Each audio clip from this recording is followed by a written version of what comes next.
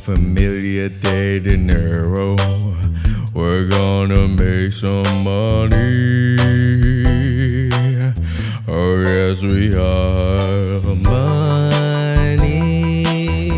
We're on the stock market grind. It's gonna be a once in a lifetime.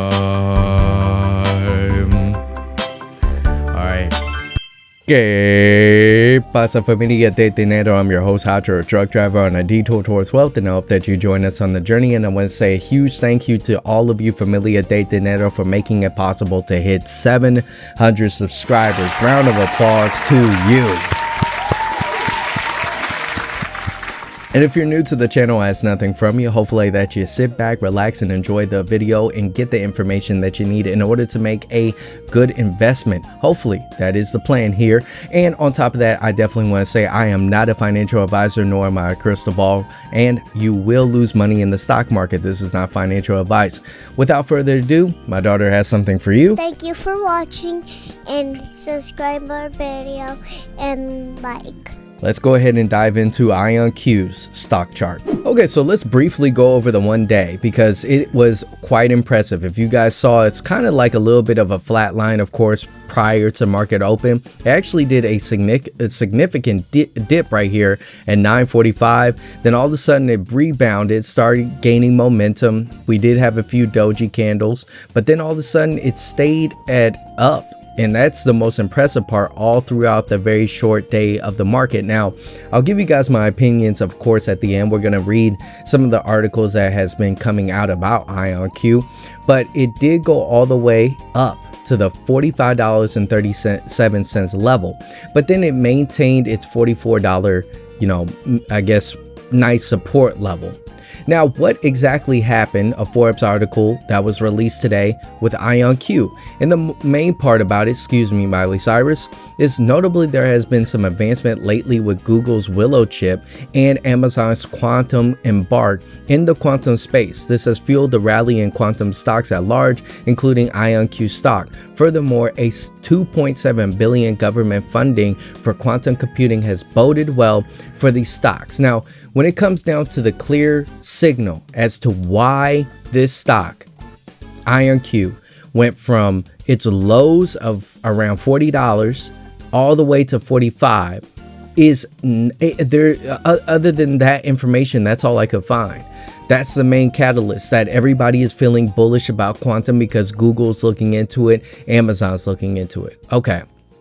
So we did have a few SEC filings. We have the 8Ks, 3 4s, and then I believe, 3 144 forms. The 144 is my main concern, of course, but we're going to look at the 8K, has some basic information on it. So take that information as you will. Then we have, hey familia de dinero, I hate to interrupt you while you're watching this video, but I definitely want to make you guys aware that I have a newsletter that comes out every Sunday that goes over economic data, a stock that I haven't covered. And on top of that, you get this free ebook. This is not financial advice, nor is it a crystal ball, but it'll definitely help you out on your investing journey. With all that out of the way, let's go ahead and head back to your regular scheduled program. A few sellers: E-Trade Financial Corporation, 14,560. The market value for that is going to be 523,432. So the number of shares that they have outstanding is still 216,392,242. So they to sell off 14, that ain't too much. We have another one from E-Trade, and we have another one from E-Trade. So they were selling off quite a bit. I don't know why they didn't just sell off the total that they had, but we have 11,300 and then 24,050. So they're taking their profits, of course. That with all these numbers of shares, they're probably seeing profits from haven't seen this amount of money for a while. So if we look at the greater amount that they've ever been up to was $48, and we're trying to climb back up to there. And to take into consideration this area right here, when it dipped and fell, and then it kept falling. So if we look at the chart, I mean, we're at all-time new highs, but we're no longer nowhere near yet where we used to be at the $48 level. That was this high. So we do have room to grow. But if we look at the past, you know, it does have a tendency to do major drop-offs. So when we look at the chart, I mean, we are at all-time highs, which is very bullish. But of course, where are we going to have our levels? Like where are we going to see support? Because it's been on an absolute tear just in this short amount of time. Is this an options call to be placed in the future? I think right now I'm going to give you guys my idea. When we talk about quantum computing stocks, IONQ is one of my main players, and I'm super glad that I got into it early. And I diversified myself within the quantum computing stock space, as we talk about many different ones here on the channel. And it seems to be the trend. But I do not feel extremely bullish when it comes out that, hey, Google and Amazon are the two main catalysts because the government is looking for a potential future within that sector. That's great.